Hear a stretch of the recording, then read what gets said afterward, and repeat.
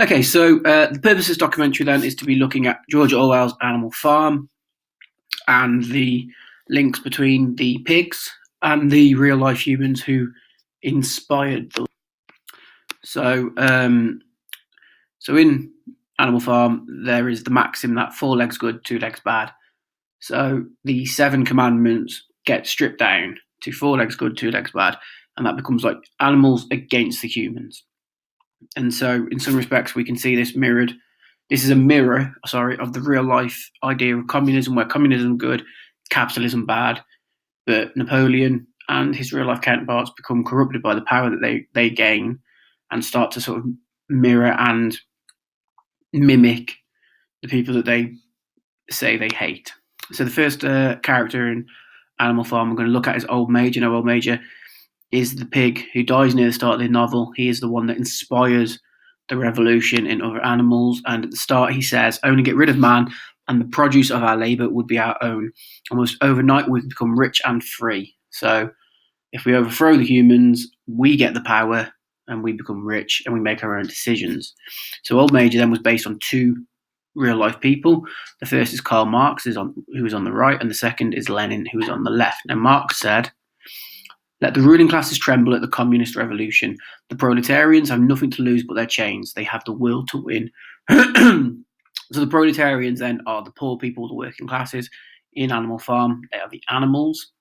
And so what he's saying is that the ruling classes or the humans tremble at the thought of this revolution that's coming, because when it does, the proletarians, the animals, the working classes, they're going to be in control and they're going to have what they need. And Lenin said, freedom in a capitalist society always remains about the same as it was in ancient Greek republics, freedom for the slave owners. So if we think of the very start of the novel, where the animals are still living in like what we would see as a normal farm under the rule of Farmer Jones, so that would be the capitalist society. And so freedom for the animals there is that they're actually slaves to Farmer Jones, and they have to do Farmer Jones's bidding. Okay, so Squealer then is the next pig. Now Squealer is the mouthpiece, as it were, for Napoleon. He's the one that goes around convincing the other animals that Napoleon is correct. So one of the things he says is that no one believes more firmly than Comrade Napoleon that all animals are equal. He would be only too happy to let you make your decisions for yourselves, but sometimes you might make the wrong decisions, comrades, and then where should we be? So he's saying there, that Napoleon is taking charge and making decisions for people without their consent because he knows better. Of course, that goes against the ideas of animalism or communism, because they should all be working together for a better society. So Squealer then is based on Molotov. Now, Molotov was Stalin's sort of second in command. He supported Stalin after Lenin's death, when Stalin became the ruler of the Soviet Communist Party. And something that Molotov has said that links to Squealer is the trouble with free elections is that you never know how they are going to turn out. So, of course, what he's saying there is that a similar thing that what Squealer says in the novel. Yeah, you can have a vote and you can have your say, but you might vote against me or you might not do what I want, so we shouldn't really be letting you have them. So that idea of everyone being equal sort of goes away because you might not get what the ruling elite wants. So the next one then is Snowball. Now, Snowball is intelligent, he's clever, he's a bit more engaged with the other animals than the other pigs, so he's more concerned with the welfare of the animals. He's thinking about them with things like the windmill that he tries to build, because he wants the other animals to have that equality and have that freedom.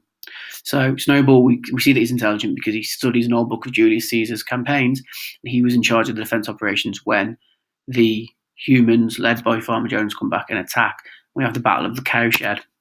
And he was based on Leon Trotsky, who again was a contemporary of Stalin's and was sort of like a rival for power.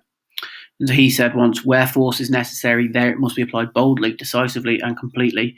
But one must know the limitations of force. One must know when to blend force with manoeuvre, a blow with an agreement. And I think this one is quite a good quote because it sort of shows that representation of Snowball and Napoleon, because Snowball is a bit cleverer than Napoleon. Napoleon just wants to bludgeon everyone, just beat everyone, just control everyone.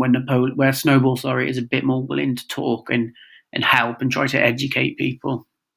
And so where in the novel Snowball gets chased out of Animal Farm by the dogs that are under the control of Napoleon, Trotsky is chased out of the Soviet Union by Stalin and ultimately murdered by him. And then finally we get to Napoleon, the leader, the main pig, and sort of Napoleon's the driving force behind the idea that all animals are equal, but some are more equal than others.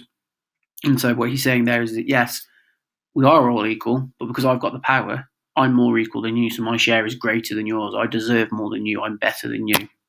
And so, of course, he was based on Stalin, who was the leader of the Russian Communist Party, the Soviet Union Communist Party, for many years. And he once said that it is enough to know that it is enough that people know there was an election. The people who cast the vote decide nothing. The people who count the votes decide everything. So this idea that, yeah, we're all in it together, but actually my share of that all thing that we've got is greater than yours because I've got the power and I'm going to count the votes. So I will decide everything. I will decide the rules. You can vote for whoever you want, but ultimately it is up to me because I am the controlling person. And so then that's sort of seen in Napoleon, the way Napoleon takes charge of the farm. So hopefully there then is a quick overview of the animals and their human counterparts in Animal Farm. So thank you for watching, and over to you for your own documentaries.